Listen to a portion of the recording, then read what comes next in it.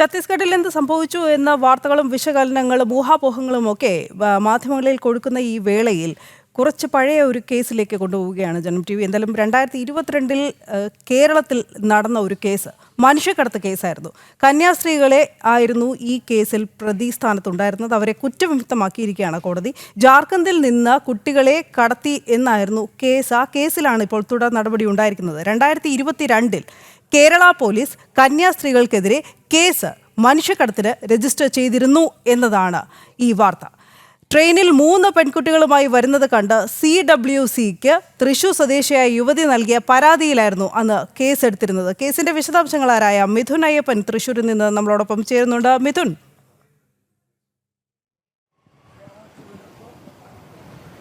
രണ്ടായിരത്തി 22 ഈ കേസിനാസ്പദമായിട്ടുള്ള ഈ കേസ് രജിസ്റ്റർ ചെയ്തിരിക്കുന്നത്.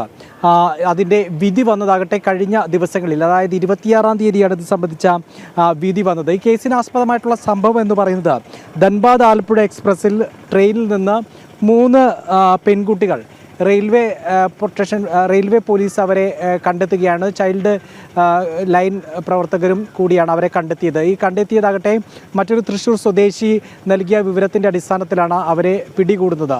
ഈ 2 കന്യാസ്ത്രീകൾ അക്കൂട്ടത്തിലുണ്ടായിരുന്നു. തൃശ്ശൂർ തന്നെ അമ്പക്കാട് സെൻറ്റ് ജോസഫ് കോൺവെൻറ്റിലെയും അതുപോലെ തന്നെ പൂമല ഫാത്തിമ കോൺവെൻറ്റിലെയും മദർ സുപ്പീരിയേഴ്സ് ആയിരുന്നു അവർക്കൊപ്പം ഉണ്ടായിരുന്നത്.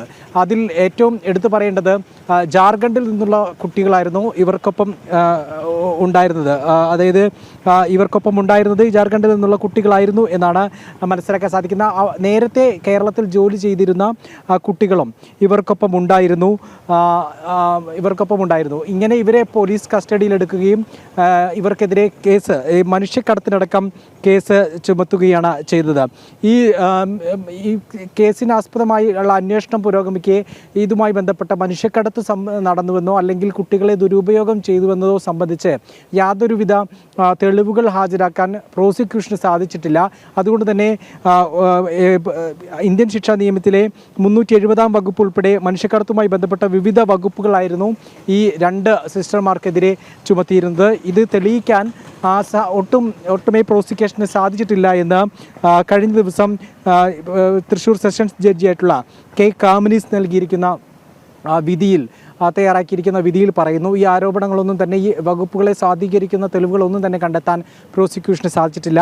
അതുകൊണ്ട് തന്നെ ചുമത്തിയിരുന്ന മനുഷ്യക്കടത്ത് കേസുകളിലെ ഗുരുതര വകുപ്പുകളെല്ലാം തന്നെ ഒഴിവാക്കിക്കൊണ്ട് ഈ 2 സിസ്റ്റർമാരെയും വിടുതൽ ചെയ്യുകയാണ് ചെയ്തത്. അതായത് 2 സിസ്റ്റർമാരെയും കേസിൽ നിന്ന് ഒഴിവാക്കി വിധി പ്രസ്താവിക്കുകയാണ് ചെയ്തിരിക്കുന്നത്. 2022 ഈ കേസിൽ ഉണ്ടായത്. തൃശ്ശൂരിൽ റെയിൽവേ സ്റ്റേഷനിൽ വെച്ചാണ് ഇവരെ ചൈൽഡ് ലൈൻ പ്രവർത്തകരും മറ്റും ചേർന്ന് പിടികൂടുന്നത്. അതായത് ഇപ്പോൾ സംഭവിക്കുന്ന, ഉത്തരേന്ത്യയിലുണ്ടായിരിക്കുന്ന, ഛത്തീസ്ഗഡിലുണ്ടായിരിക്കുന്ന ഈ സംഭവത്തിൻ്റെ പിന്നാലെ വലിയ രീതിയിലുള്ള ന്യൂനപക്ഷ വേട്ട ഇന്ത്യയിൽ നടക്കുന്നു, രാജ്യത്ത് നടക്കുന്നു എന്ന് സംബന്ധിച്ച് വലിയ രീതിയിൽ രാഷ്ട്രീയ നേട്ടം കൊയ്യുന്നതിന് വേണ്ടിയിട്ടുള്ള ചില പ്രചാരണങ്ങൾ നടക്കുമ്പോഴാണ് കേരളത്തിൽ സമാനമായിട്ടുള്ള സംഭവം വെറും 3 വർഷങ്ങൾക്ക് മുമ്പ് കേരളത്തിൽ തൃശ്ശൂരിൽ ഉണ്ടായിരുന്നു. അതിനെതിരെ ഇപ്പോൾ ഛത്തീസ്ഗഡ് ഗവൺമെൻറ് എടുത്തിരിക്കുന്ന വകുപ്പുകൾ, അത് സമാനമായിട്ടുള്ള വകുപ്പുകൾ, മനുഷ്യക്കടത്തടക്കമുള്ള വകുപ്പുകൾ ചുമത്തി കേരളത്തിലും കേസ് രജിസ്റ്റർ ചെയ്തിരുന്നു. തൃശ്ശൂർ റെയിൽവേ പോലീസായിരുന്നു ആ കേസ് രജിസ്റ്റർ ചെയ്തത്. ആ കേസ് ഏതാണ്ട് 3 വർഷത്തോളം അതിൻ്റെ ട്രയൽ നടന്നു. സെഷൻസ് കോടതിയിൽ അതിൻ്റെ വിചാരണകളെല്ലാം നടന്നു. ആ വിചാരണയ്ക്കൊടുവിൽ ഇപ്പോൾ അതിൽ കഴമ്പില്ല എന്ന് പറഞ്ഞുകൊണ്ട് ആ കേസ് തീർപ്പാക്കുകയാണ് ചെയ്തിരിക്കുന്നത്. അതായത് ഇപ്പോൾ നടക്കുന്നതിൻ്റെ അതേ സമാനമായിട്ടുള്ള സംഭവങ്ങൾ കേരളത്തിൽ 3 വർഷം മുമ്പ് അരങ്ങേറിയിരുന്നു. പക്ഷേ ഇപ്പോഴുണ്ടായിരിക്കുന്ന ഈ വിവാദങ്ങൾ പക്ഷേ ആ സമയത്തുണ്ടായിരുന്നില്ല. ഒരു പക്ഷേ കേരളത്തിലായിരുന്നത് കൊണ്ടായിരിക്കാം കന്യാസ്ത്രീകൾക്കെതിരെ ഉണ്ടായ ഈ നടപടികൾ, ഈ നീക്കങ്ങൾ, ഈ കേസ് നടപടികളെല്ലാം തന്നെ അതൊരു ന്യൂനപക്ഷ വേട്ടയായി അതിനെ ആരും വ്യാഖ്യാനിച്ചില്ല. ആരും അത്തരത്തിലുള്ള പ്രകടനത്തിലേക്കോ അത്തരത്തിലുള്ള പ്രതികരണത്തിലേക്കോ നീങ്ങിയില്ല എന്നുള്ളതാണ് വസ്തുത. പക്ഷേ ആ സംഭവവികാസം കേരള പോലീസ് എടുത്തിരിക്കുന്ന വകുപ്പുകളെല്ലാം തന്നെ അത് തെളിയിക്കാനാവാത്തതാണെന്നും യാതൊരു തെളിവുകളില്ലെന്നും ഒരു മനുഷ്യക്കടത്ത് നടന്നിട്ടുണ്ടോ എന്നും കണ്ടെത്താൻ സാധിച്ചിട്ടില്ല. ഈ കുട്ടികളെല്ലാം തന്നെ മൊഴി നൽകിയിരിക്കുന്നത് തങ്ങളുടെ സ്വന്തം ഇഷ്ടപ്രകാരം ജോലിക്ക് വേണ്ടിയാണ്, മെച്ചപ്പെട്ടൊരു ജോലിക്ക് വേണ്ടിയാണ് ഇവിടെ എത്തിയത്. തങ്ങളെ ആരും നിർബന്ധപൂർവ്വം ജോലി ചെയ്യിപ്പിക്കുകയായിരുന്നില്ല, ഒരു തരത്തിലുള്ള ചൂഷണത്തിനും ഇരയാക്കിയിരുന്നില്ല എന്ന് ഈ കുട്ടികൾ നൽകിയിരിക്കുന്ന മൊഴികളുടെ എല്ലാം അടിസ്ഥാനത്തിൽ ഈ 2 കന്യാസ്ത്രീകളെയും വിടുതൽ ചെയ്യുകയാണ് തൃശ്ശൂർ സെഷൻസ് കോടതി ചെയ്തത്.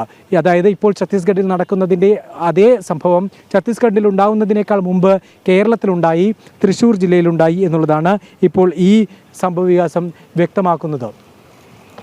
മാത്രമല്ല മിഥുൻ, അതിൽ എടുത്ത് ചൂണ്ടിക്കാണിക്കേണ്ട ഒരു വിഷയം, അന്ന് ഈ കേസുമായി മുന്നോട്ട് പോയത് CWC ഇതിന് ഇടയിൽ നിന്നതുകൊണ്ടാണ്. ചൈൽഡ് ഹെൽപ്പ് ലൈൻ പ്രവർത്തകരാണ് ഇത് കേസാക്കണം, ഇത് സംശയമുണ്ട് എന്ന് ശക്തമായി രംഗത്തെത്തിയതും അല്ലേ? അപ്പോൾ ആർക്കും സംശയം തോന്നിയിട്ടുണ്ടാവില്ല സ്വാഭാവികമായിട്ടും.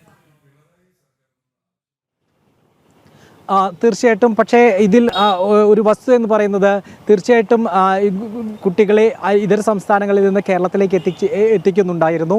ആ കുട്ടികളിൽ ഇവിടെ വിവിധ കോൺവെൻറ്റുകളിലും അതുപോലെ തന്നെ മറ്റിടങ്ങളിലുമെല്ലാം ജോലിക്കായിട്ടാണ് ഇവരെ കൊണ്ടുവന്നിരുന്നത്. ഇവരുടെ കഴുത്തിൽ കൊന്തമാലകൾ ഉണ്ടായിരുന്നു.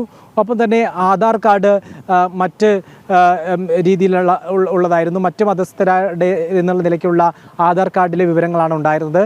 അതുകൊണ്ട് തന്നെയാണ് ഒരു സംശയം തോന്നുകയും അത് തൃശ്ശൂർ സ്വദേശിയായിട്ടുള്ള യുവതി ചൈൽഡ് ലൈനിൽ അറിയിക്കുകയും അവർ ഇവരെ തടഞ്ഞു നിർത്തിക്കൊണ്ട് ഇവരെ കസ്റ്റഡിയിലെടുക്കുകയും ചെയ്തു.